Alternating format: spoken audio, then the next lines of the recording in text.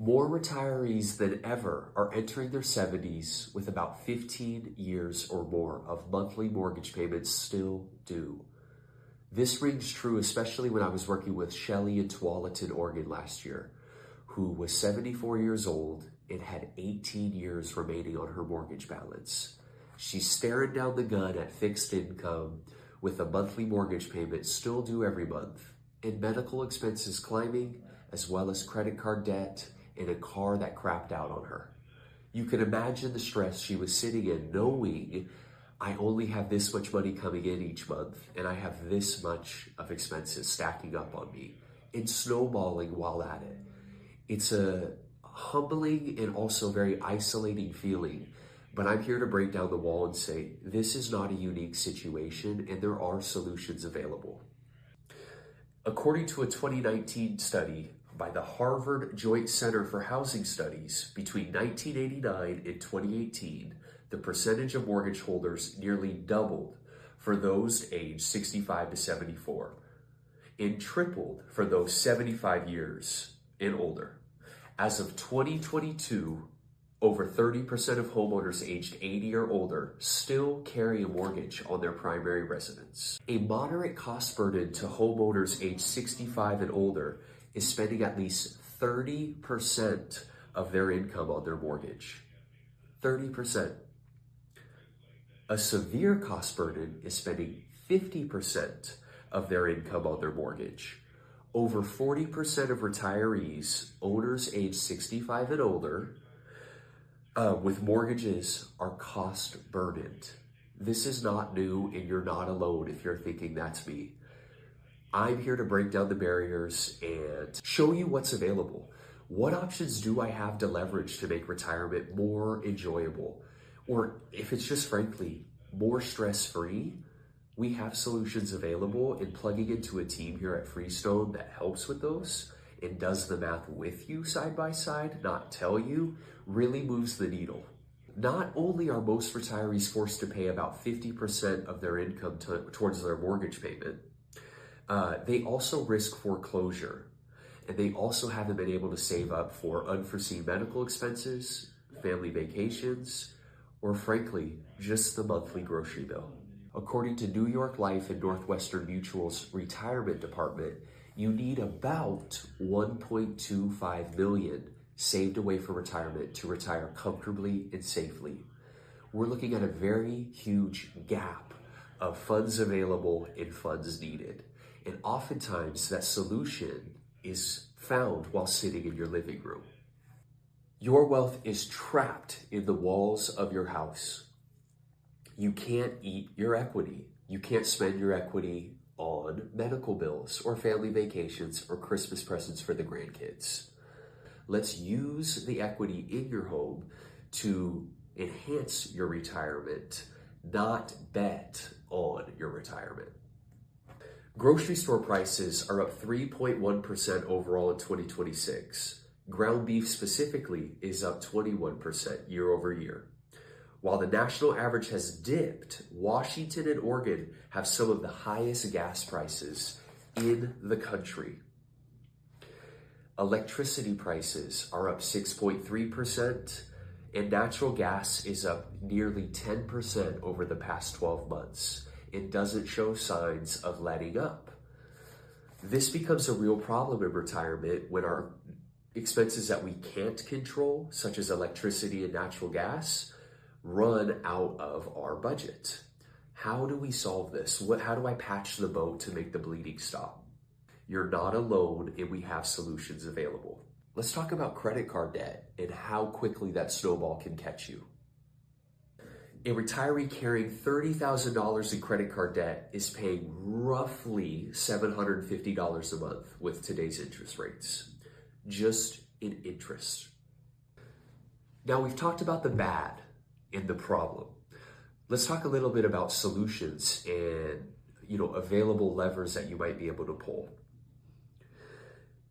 Strategically implementing a HECM into retirement can be a really big advantage, and we talked about it a little bit earlier, but the real big advantage is monthly cash flow. We're constrained in retirement. And being able to eliminate that monthly mortgage payment that can range anywhere, well, it can range anywhere, but $800 to $1,700 a month.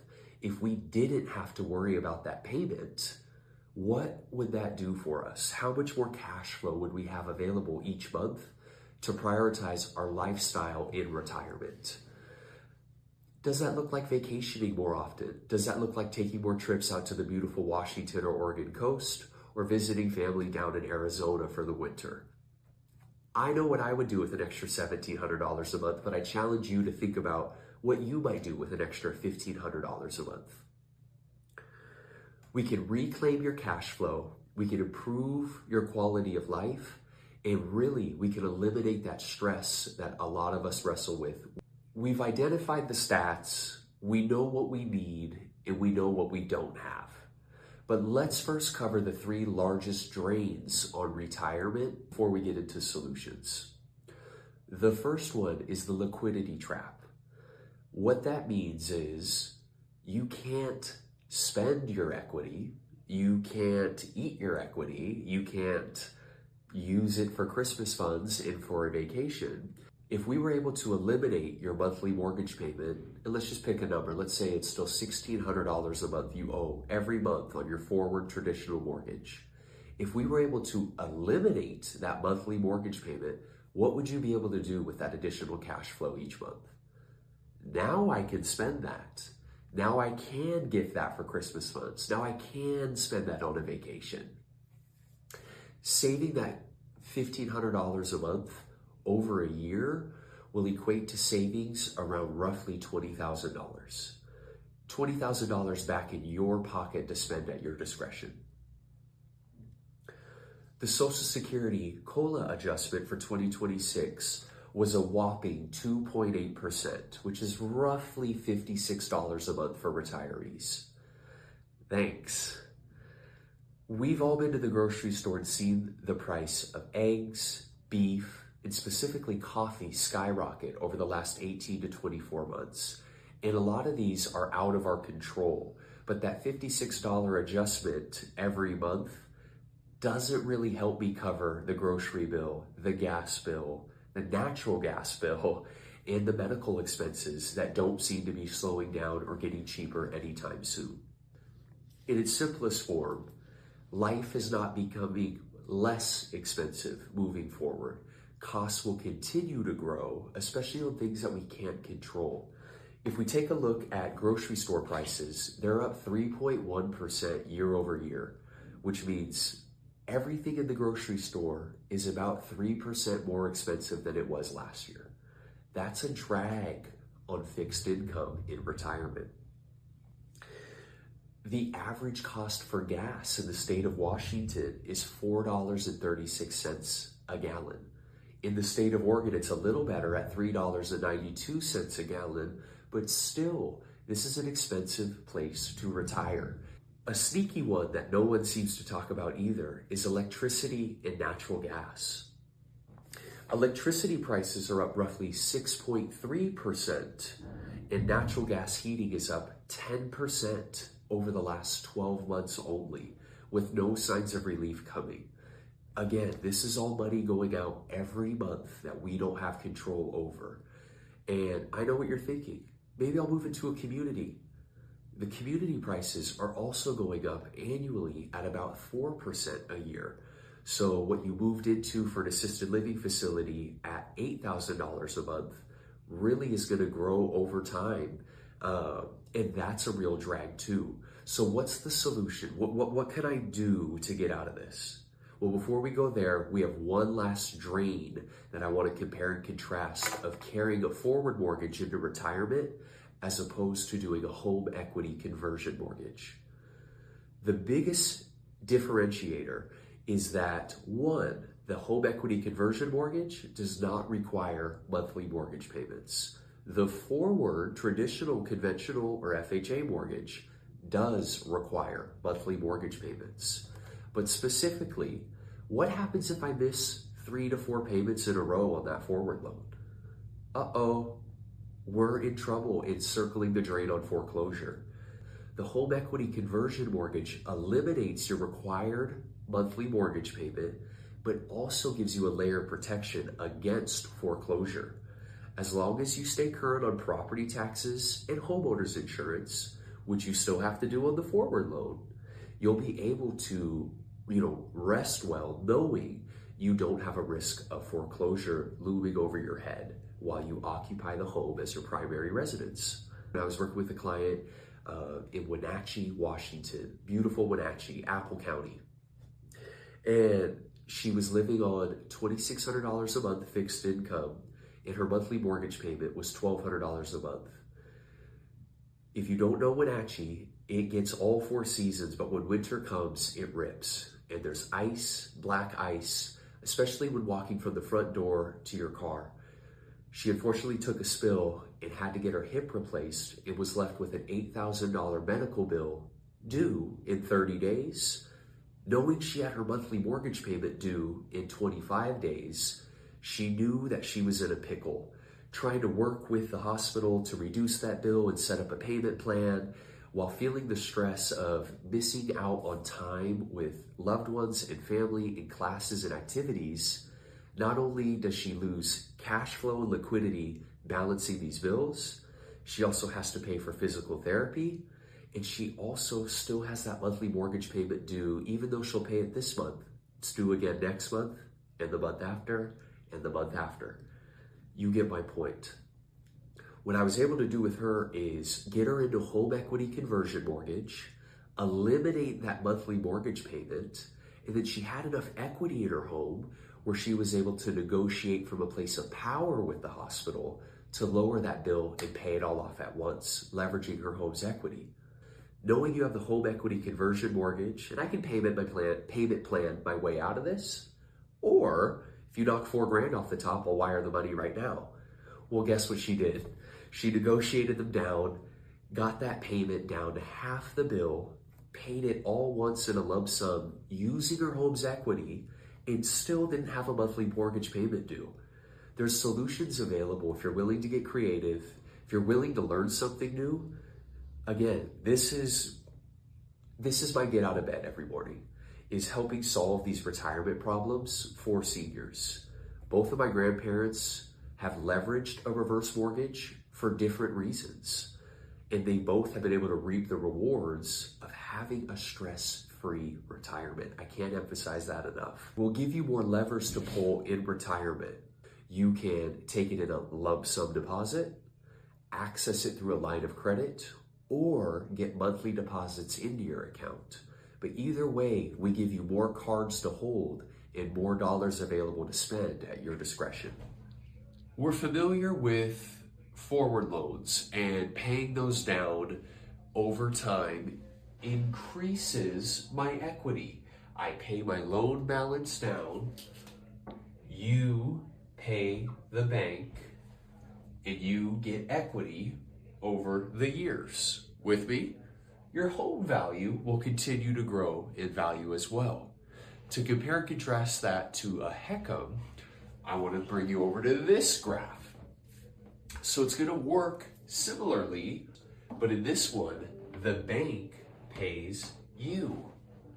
How this takes shape and how this really walks out is your loan will grow over time as we access and use more of your equity over time. So over time, equity is going to go down as loan balance goes up. The constant in both scenarios is the home value will continue to grow and continue to go up over time. So what we want to be able to see and visualize with these graphs is you leveraging equity over time means loan balance grows on a HECM. Bank pays you for your home. On this scenario, comparing it to the traditional forward mortgage, you pay the bank and your equity grows over time. With me? Now we're ready to move forward. I want to pursue a home equity conversion mortgage. How do I get my money? What does that look like? We have 3 options at how you can access your home's equity. The first is a lump sum. So think about it like this. Depending on your age and currently how much you owe on your existing primary residence, This number will change, but for sake of simplicity, let's say it's $100,000 of available equity to access.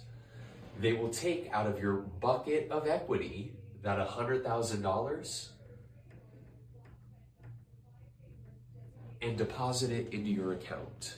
Now, it's important to note that when you take this lump sum deposit, the interest begins to accrue at deposit, which for those situations, not a deal breaker, but it's nice to be aware of the moving parts of the transaction.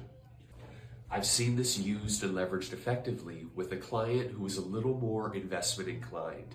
He had the opportunity to purchase a rental property that was going to provide additional cash flow. He took the $100,000 and spent $75,000 of it on that investment property. The rental property then netted him in cash flow an additional $700 a month in perpetuity. So for that example, it was a great use of funds. The interest accruing on deposit was not a deal breaker, nor did it affect his performance of the rental. So again, first option, lump sum. The second option, and to keep the math simple, let's still say you have $100,000 to access. You can take that in option number 2 in the form of a line of credit, LOC. So again, they're going to take that $100,000 and give it to you in the form of a line of credit. I do not have to draw on it month 1. And oftentimes our savvier retirees will set up the line of credit early, knowing I don't need to access it today or tomorrow or next month, but I want to have that security blanket available to me in the event I need to access that. Shoot, the window broke and the furnace went out in the same month. I'm looking at a $3,000 to $5,000 expense. Not a problem. You're going to go ahead and log in and take this from your available $100,000. I have $95,000 left after taking $5,000. And it's important to note too on the line of credit that the available balance has the potential to grow annually. The last option is the monthly payment. I'm used to fixed income. I could just use an extra $500 a month for the next 7 years. Not a problem, we've got you handled. Here's how that works. Again, we go back to that equity. And let's say I want $500 a month every month for the rest of retirement. This number, that $500 a month number, is just used for an example, but it'll depend on, again, your age and your current equity position in your home. And so we will work with you on what that monthly payment should be and can be according to guidelines. This also comes up. Shoot, I'm 18 months into taking $500 a month. And again, let's use that same example. The furnace and the window broke in the same month. I need $5,000 now. Not a problem. We can still go back and get you that money as a one-time $5,000 deposit. But know that it may affect your ability to continue to get that same dollar amount every month. It may adjust, it may not. It's important to inquire and coordinate with your loan officer.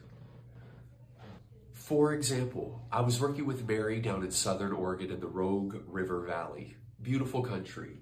She wanted to delay Social Security for a couple of years to let it beef up a little bit while it bakes.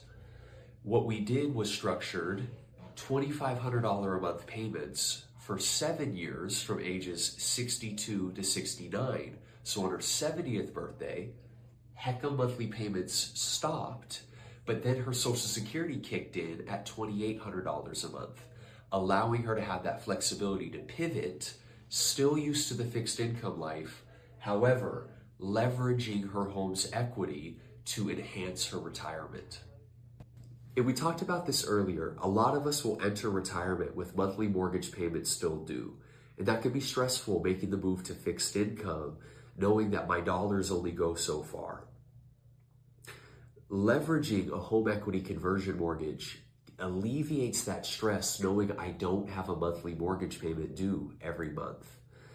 At Freestone Mortgage, we specialize in working with retirees in Oregon, Washington, and Arizona. Retire comfortably. Is a HECM right for you? Let's run the math together.